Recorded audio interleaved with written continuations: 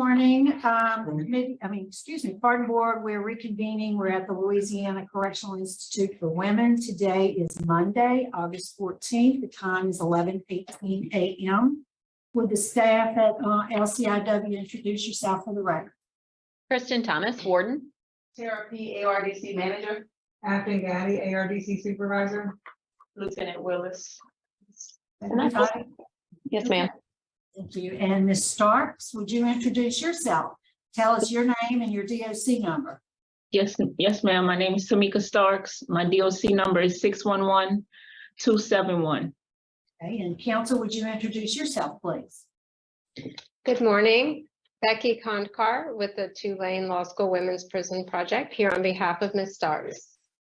Okay, and you'll make your presentation at the end. Yes, yes, thank you. All right. And so Ms. Starks, let me just acknowledge the folks who are here with us in Baton Rouge. We have Labrina Monaco, Gabrielle Peary, Nyla Starks, Joseph DeRogers. They are with you. Is he there with you, Joseph? Yes, ma'am. Also there is Audrey. Yes, ma'am. By Zoom, we have Brenda Seals, Tonette Smith, Chi Jackson, here, Catherine Matz, Reverend Douglas Taylor, LaShonda Demery, Roland Stark, Karen Copeland, Christy Sheremy, Demetrici, I don't know if I said that correct, Moore, Ashley Posey. And we also have, as I understand it, a lot of folks who are in favor, but watching on YouTube. In opposition, we have a representative from the District Attorney's Office in Jefferson Parish. He'll be speaking. And then here with us, we have Marion Starks, who will be speaking at the appropriate time. All right, first, let me just read some identifying information into the record. Then I'm going to turn it over to Mr. Freeman. Your case has been assigned to him. He'll take the lead on the interview. We'll hear from the warden, the folks that indicated they'd like to speak. And before we turn it over to Ms. Kondkar, we'll ask you for a statement if you'd like to make one, okay? Yes, ma'am. All right. Ms. Starks, you're here today seeking a commutation of your sentence.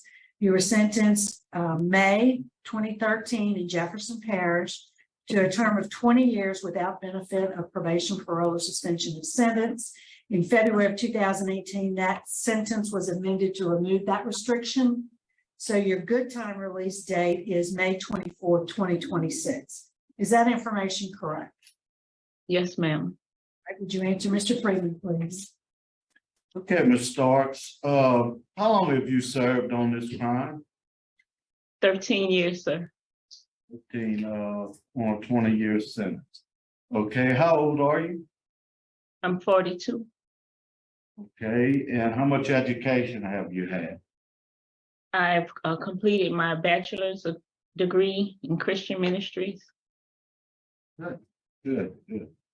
Okay, Ms. Starks, you know, I've read your file and it's a very, very confusing case.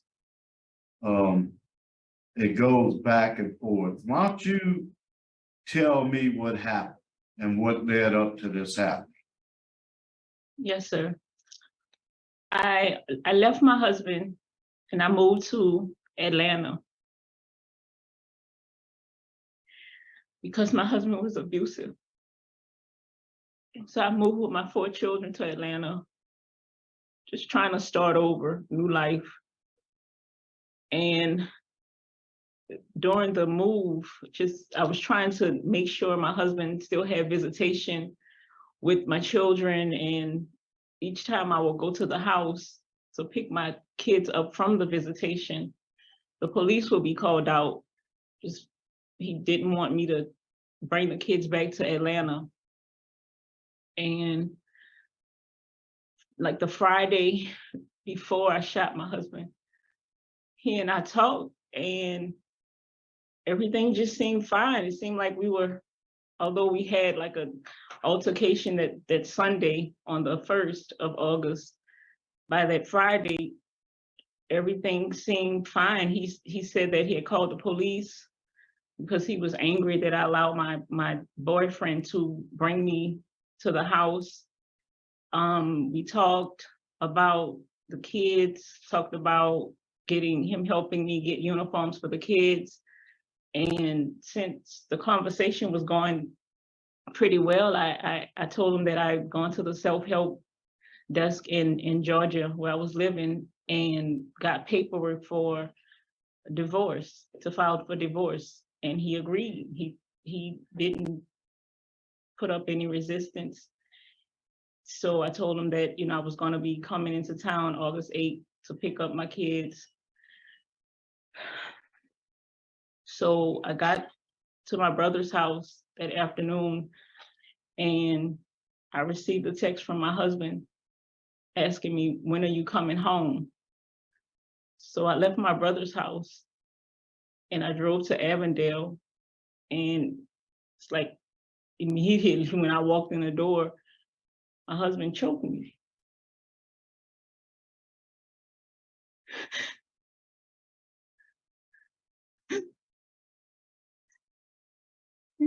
And I'm sorry.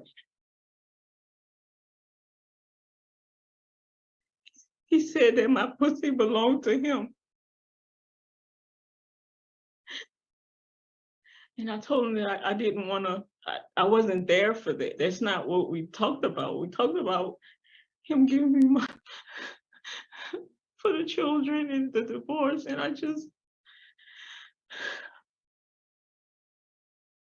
he let me go. He turned my neck loose.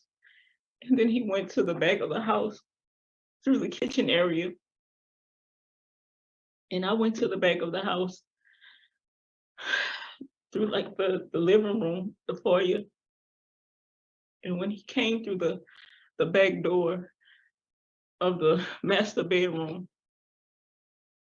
I shot him. I shot him as he was going into the bathroom. I shot my husband as he was going into the bathroom. Okay. See, that's where I'm going. The story doesn't add up. Story doesn't add up at all. You never thought about bringing somebody with you since y'all had all these arguments? No, sir. Okay, how many times you pulled the gun on him? That was like the only time I pulled the gun on him. You sure about that? Yes, sir. I had brought a gun with me before. Like a year before, I brought a gun to the house. Why didn't you leave? I mean, when he let you go, why didn't you leave? I just panicked. I just panicked. Okay. And you said, where did you get the gun from? The gun was like in the upper part of the closet. You didn't go to the car and get the gun? No, sir. You didn't shoot him in the doorstep of the home? No, sir. Why was his body found there? He ran. He ran out of the house. I ran. And you shot him in the back, correct? Yes, sir. He filed a restraining on you from your argument the week before? Yes, sir. I didn't know that until like later, once I was arrested, because I had no idea. We had talked, like after the incident on the first, we had talked. And everything seemed, he just told me he was upset. He was upset that I brought my boyfriend to the house. He felt like that was disrespectful. You didn't? Sir, You thought it was that, since y'all had all these arguments, that you bringing a boyfriend to the house wouldn't upset him? well, like my husband had moved on. I had moved on.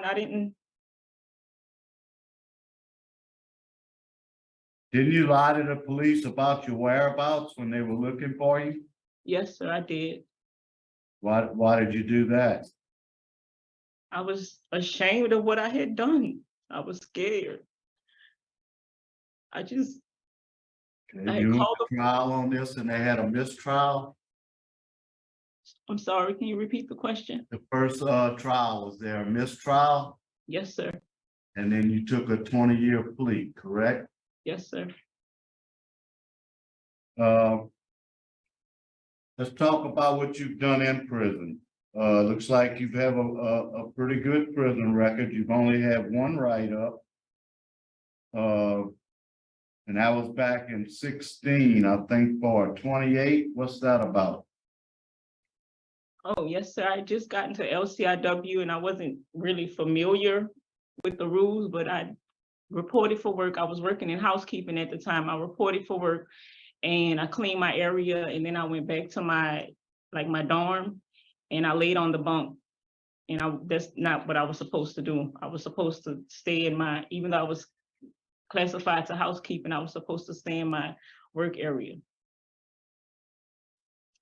Okay.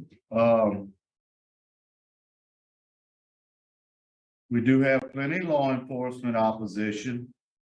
We have one victim that is opposed and some of your kids are in favor. Are you in touch with most of your kids? Yes, sir. Especially your son, correct? Yes, sir. I'm in touch with all of them. Yes, sir. Low risk, low need, you're in minimum custody. You've had 56 classes. Tell me what you learned in those classes, the ones that you've learned the most from. I mean, I'm sorry, you took a bunch of classes, don't they? What class have you learned the most from? I've learned the most from my studies in seminary. I learned, what stands out to me the most is Imago Dei, and it means every human being is created in the image of God. And learning about that, it just made me realize what I did was just terrible. Like I took somebody's life, I took my husband's life, I took my children's father's life.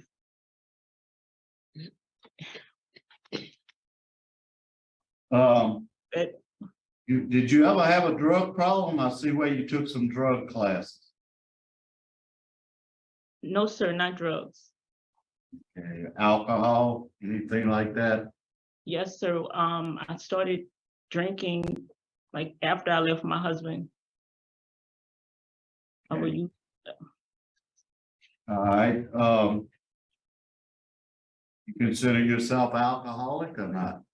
No, sir. It was just during the year after I left my husband, I started drinking to cope.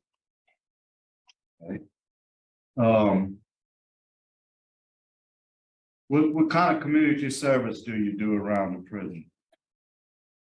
I visit with the ladies that are housed in the infirmary.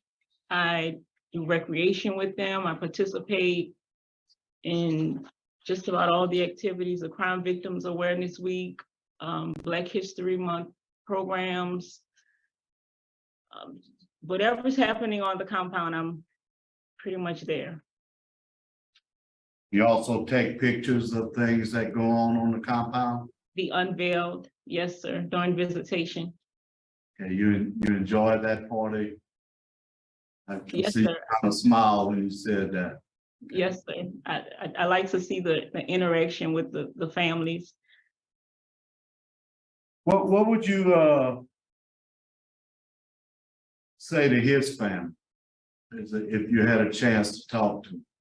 Yes, sir. I prepared a statement. Can I read it at this time? Let's read that at the end, Mr. Renazzo. We want to read it now. We'll read it. Okay, we'll read it when you're making your statement to the whole board, okay? Yes, sir. Okay, and why should I let you out? Tell me, why should I think about commuting your sentence? I just want to say that I know that I'm not entitled to this. And I made a whole lot of just bad choices. Just And I'm sorry for the pain that I've caused my husband's family, my children, my family. And I've taken like a lot of time, the time that I've been incarcerated, the classes that I took were really to get to the bottom of what was my problem, where did I go wrong? And through those classes, I've gained like skills that have prepared me to be a working citizen, skills that have prepared me to be a positive influence on my community, and skills that have given me just the tools I need to speak to anyone who may find themselves in a situation that I was in, and give them some guidance and hope, and to positively influence them.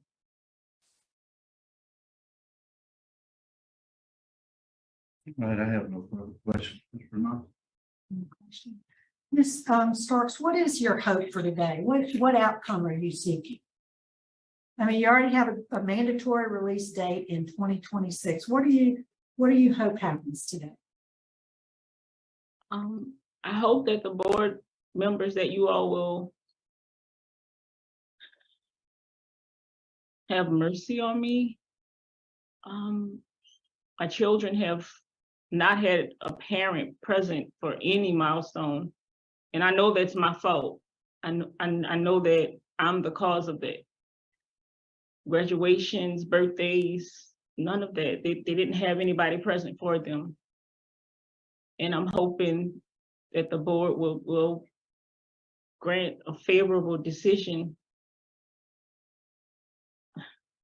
so that my son could have, at least for his graduation, he could have a parent present. All right, well, let's hear from the folks who want to speak today. Could we hear from Gabrielle Perry? I'm sorry if I mispronounced it. That's quite all right. Thank you so much for allowing me to speak today. I do promise to be brief. My name is Gabrielle Perry. I'm a 30-year-old epidemiologist, a lifelong Louisiana resident, and founder and executive director of the Thurman Perry Foundation. We are a Louisiana-based nonprofit operating nationally with a mission of aiding women and girls impacted by incarceration. We've aided over 3,000 women nationwide. I have known Ms. Tamika Starks for a few years now, as she was the Thurman Perry Foundation's first currently incarcerated winner of the Perry Second Chances Scholarship. In our initial evaluation of Ms. Stark's application, we found her to be the embodiment, intellect, warmth, humility, and growth. We feel it's her self-actualization that led her to the full realization of the consequences of her actions, which found her housed at the Louisiana Correctional Institute for Women.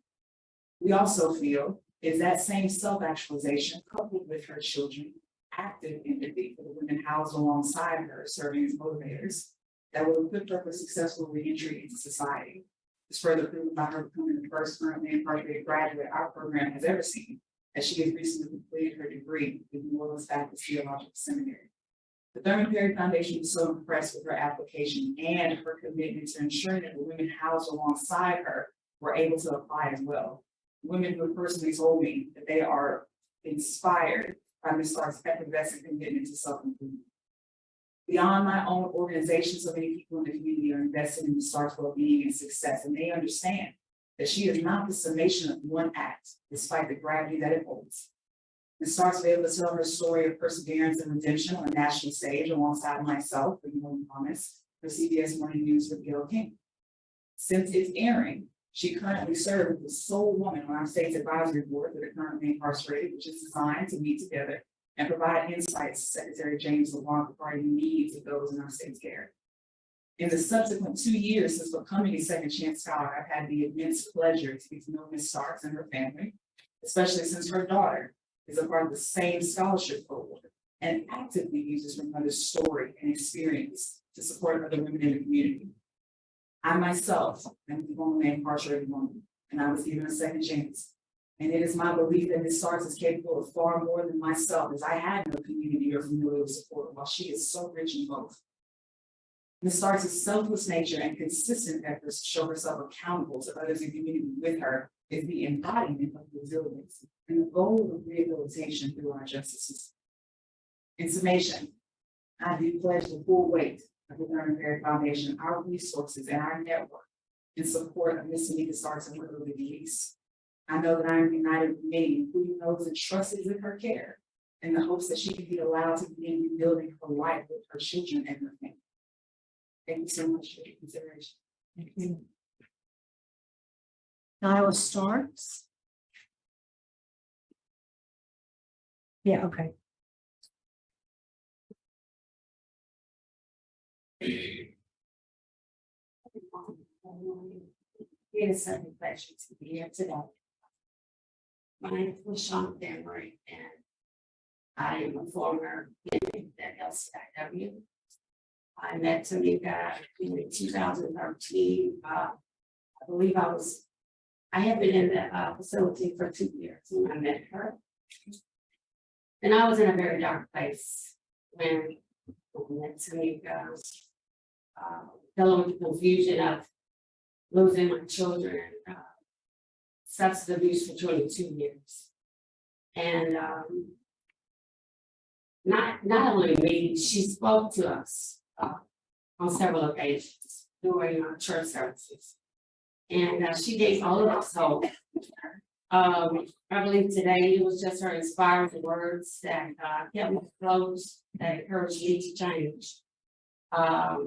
She encouraged me to believe in myself, to share my story, rather than suppressing my grief. And it was just a number of things to through her words that encouraged me along the way. Today, I am a substance abuse counselor. I believe her contribution to my life set me in the right direction. I know that she is a strong woman of God, a woman of wisdom, a woman of courage. She's one of the strongest women that I know. Even now today, she has kept up with me to encourage me, to inspire me. And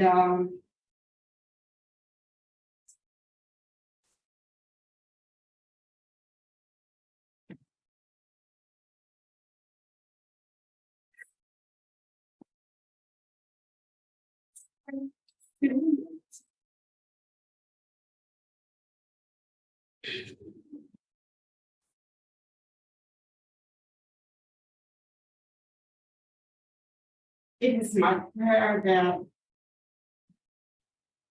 she has a favorable decision today. I just see so much in her. And just the hope that just through all of this, she would always say, trust the process. And I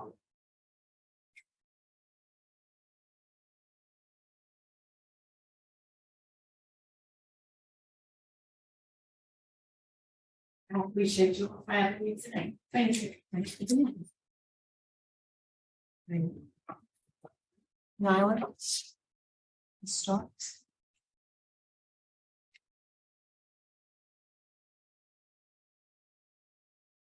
Good morning.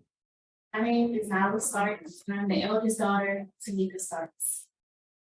I just want to start off by thanking everybody for being here. Thank you for the people who are supported, especially Pastor Taylor, who's known Mama for 30 years, and I am going to refer to her as Mama, so sorry about that.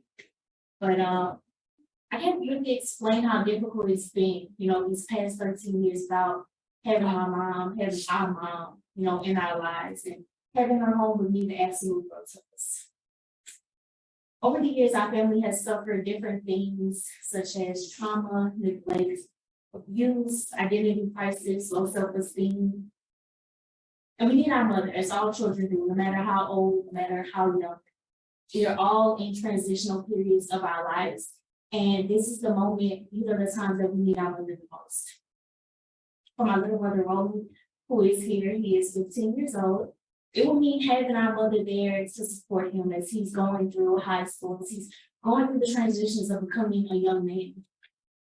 He has never had our mother there, physically there, to nurture him or help him grow through the many trials. Sometimes he wakes up crying, wishing our mother was there to rock and hold him back to sleep. And sometimes he has panic attacks from the stress and trauma of not being there. For my younger sister, Naya, who is 19 and is a member of the National Guard, it will mean having our mother home to help guide her transition to living on her own in her very first apartment. Our mother could also be there to help physically support her through her depression and her lonely states of feeling unworthy. For my 40-year-old son, Noah, this would look like having his grandmother, present grandmother, that can nurture him, babysit him, and watch him grow into a young man. For clear purposes, he's not. This is his first year of rehab, and there's nothing like having a grandmother see her grandson to educational success. He has visited her every month since he has been born, and there's not been one visit that he doesn't leave crying, asking if she can come with us. For my younger sister, Nia, who is 21, this will mean having support during her first year of clinical trials. She recently started her first year of training for phlebotomy, and her first year will be challenging. It would be great to have our mother there to help her after many 12-hour shifts. And as far as me, I am a new teacher. I am a recent graduate of Dillon University, and not many daughters can say that they have the privilege of graduating just within days of their mother, so I wear that badge of honor. I just started teaching 6th grade, and it will be a miracle to have our mother to help me find a balance between work life, home life, and being a nonprofit founder. We started the Mama Bears Foundation with full support of Mama, but I'm humble enough to know that I need her home to continue the growth of the organization. Our mission is to serve young, pregnant, and incarcerated mothers by providing them with resources for housing, childcare, and baby items. Now, most people love the weekend because they get to party or go out.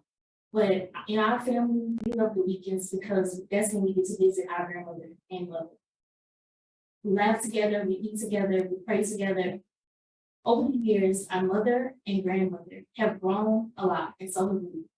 She's inspired me to tell our story, advocate for domestic violence victims, and support moms through our nonprofit organization. I'm here asking that she be followed so that she can continue being a success story and inspiring women and young girls that our past don't define who we are. We need her home as our mother and as our grandmother to heal and restore what we lost throughout the years. Please let our mother come home so that she can love us, care for us, protect us, and so that we can do the same for her. Thank you. Thank you. All right, we'll hear now from the opposition. Marion, would you like to speak?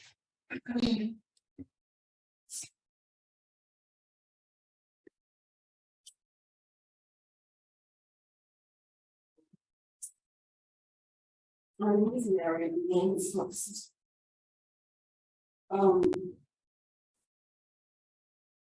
I'm a little conflicted as far as opposition because as his sister, I've missed out on his children's life. Milestones that she mentioned was them graduating high school, them her now having a baby. As an aunt, everybody's name. I would have loved to be some kind of support system as part of her, their dad. I would have loved to have been there in every aspect of their life, but we haven't seen them in years. They were taken away.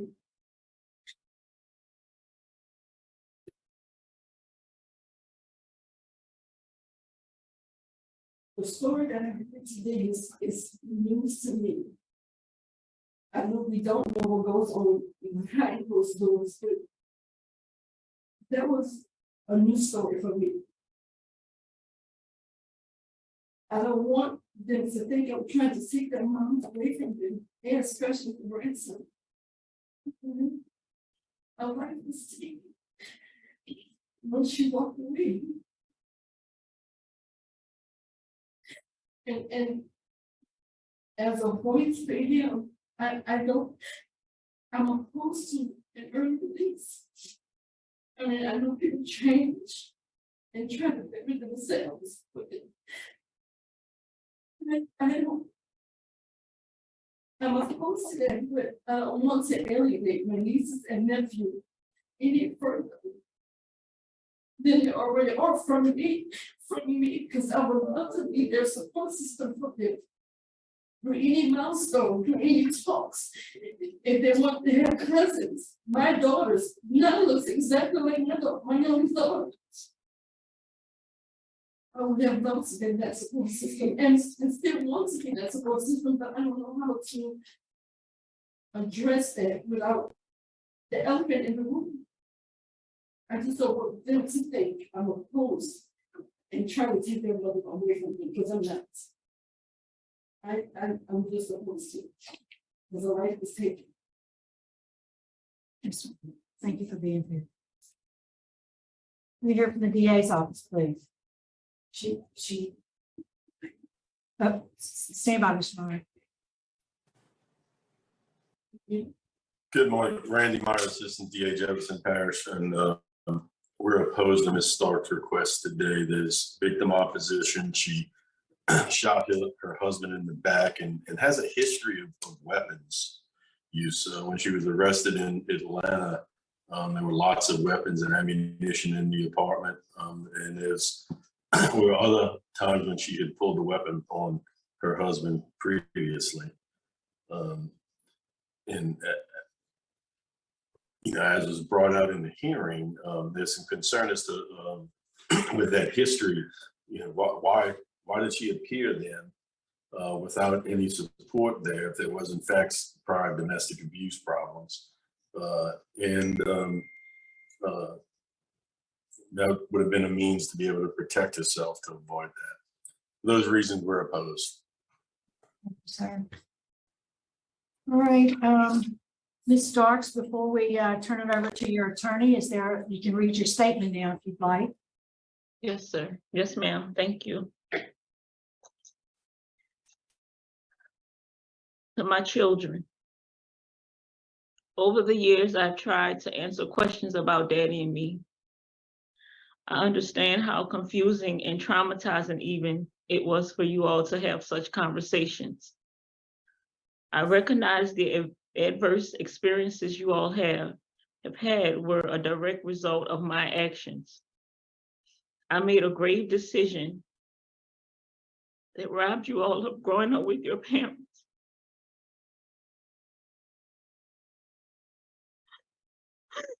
I know saying I'm sorry for taking your father's life does not remove the pain, grief, and depression you all have battled with. However, I am godly sorrowful for taking your father's life. Sorrow is what I feel each holiday, birthday, and during each milestone you all reach, because I am aware of the people you all need and want the most. Your parents are not present to support you. Your father isn't present to support you. I took that option away from you all, and I took that option away from your father because of the worst decision I could have made.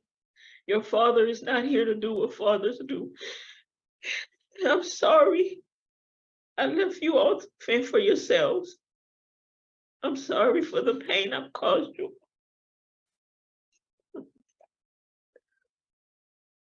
To Roland Starks, Sr.'s family and friends.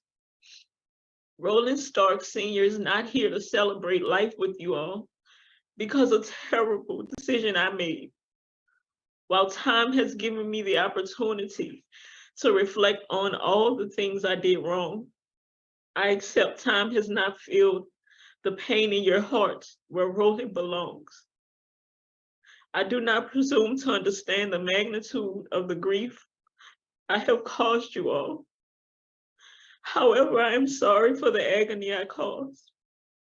What I do understand is my accomplishments, my studies, and my efforts to ensure I never reoffend offers no solace for you all.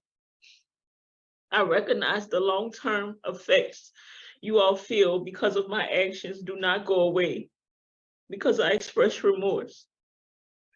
I understand expressing remorse and confessing guilt does not undo what I did. Yet my greatest desire is to do what I did not have the courage or capacity to do many years ago. I want to tell you all I'm sorry for the horrible decision I made. I'm sorry for taking the life of your brother, your uncle, your cousin, and your friend, Roland Stark Sr.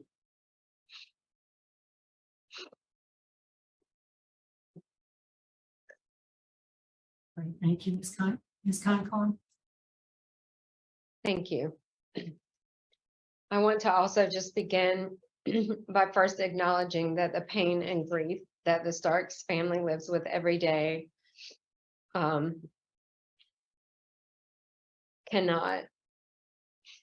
we understand it will not go away. And I want to echo that Ms. Starks recognizes that there are no words, no actions or accomplishments that can be measured against her loss. Ms. Starks has expressed shame for her actions and deep remorse for having caused so much pain to so many people and for having killed the only man she ever loved. What has happened to this family has been a tragedy on every level. Roland Starks did not deserve to die.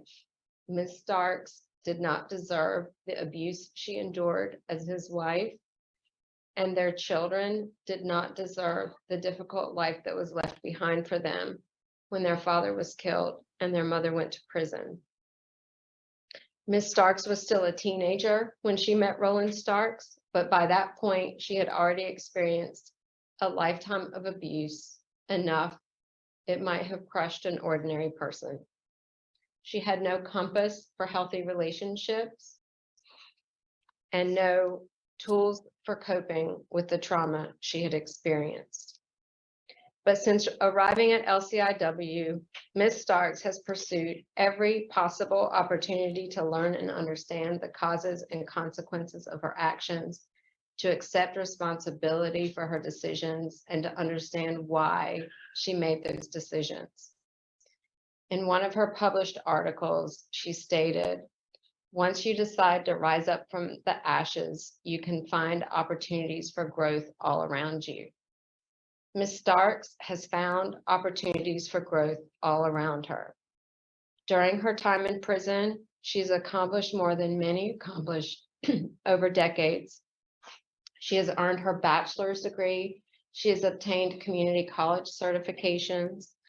She has become a published author, is a peer minister, is a peer mentor, facilitates trauma healing groups, leads weekly worship services, and serves on Secretary LeBlanc's Inmate Advisory Council and works at the Capitol. She has learned about domestic violence and childhood abuse and understands how it impacted her decisions. And she has worked every day to grow into the person the board heard from today and has spent years teaching, inspiring, and supporting other women here at LCIW. She also did this while being the best mother she could be from prison. According to her children, she has helped them learn coping skills, inspired their educational pursuits, and taught essential life lessons to become independent, thriving adults. I'd like to just very briefly address some of the issues that were raised in the hearing today. I understand why there are a lot of questions about the events leading up to this. In this case, however, there is simply no more reasonable explanation for why Ms. Starks shot her husband than the explanation she gave. She was afraid of him. She had tried to end the relationship. She had moved 3 states away, and she had asked him for a divorce. When she went to the house that night, she had a fear response to him grabbing her neck. It meant something to her, very specific, because of all the times he had previously strangled her. She knew what he was capable of, and she panicked. his history of having strangled her repeatedly in the past. As a result of that history, she did sometimes carry a gun for her own protection. She was in a catch-22. She brings someone along with her for protection. It will escalate the situation. If she brings a gun with her, she'll be accused of carrying a gun. I think sometimes we underestimate how challenging and difficult it is for mothers trying to navigate custody and visitation issues with dangerous, abusive former partners. And the types of confusing scenarios you see in this case are very common under these circumstances. As a law enforcement trainer, I can tell you that predominant aggressor is a very complicated issue to train on that requires a lot of skill and training, because these cases and these situations do look very complicated and confusing often when police arrive on the scene, and because abusive partners can be so effective at manipulating the situation. I think Ms. Stark's own words provide a window into the shame and devastation she feels about having killed her husband. She spent every day of her incarceration painfully aware of the intergenerational trauma she has caused to families. There is no amount of time that is long enough to make up for someone losing their life, but it has been long enough for Ms. Starks to gain insight into her actions and to prepare herself for re-entry. She has no prior criminal record, a nearly perfect disciplinary record, and a thoughtful plan for re-entry with community and family support. And all 4 of Roland Stark's and Tamika Stark's children are here today in full support of Ms. Starks. She has demonstrated that she is ready and that the energy she has poured into serving other women at LCIW can now be better used to support her children on the outside should she be allowed to return home. Ms. Starks respectfully requests that her sentence be commuted to time served, and I want to thank the members of this board for so thoughtfully considering her case. Thank you. Quinn Thomas, is there anything you'd like to add? Sure. Probably repeating just everything kind of some of the other individuals have already gone over, but she is minimum custody, a level 1. So obviously no disciplinary issues or concerns that we have at the institution with her. She does mentor a lot of the ladies here, just generally in her housing unit or through the seminary program. Probably repeating just everything kind of some of the other individuals have already gone over, but she is minimum custody, a level 1. So obviously no disciplinary issues or concerns that we have at the institution with her. She does mentor a lot of the ladies here, just generally in her housing unit or through the seminary program. She is low risk and low need. And, you know, if she is granted the commutation, she is already working towards having a solid reentry plan with the community resources at Diamond House, and then moving on along to her family support that she has that are all present today. So. Mr. Freeman, you're prepared to vote? Yes, ma'am.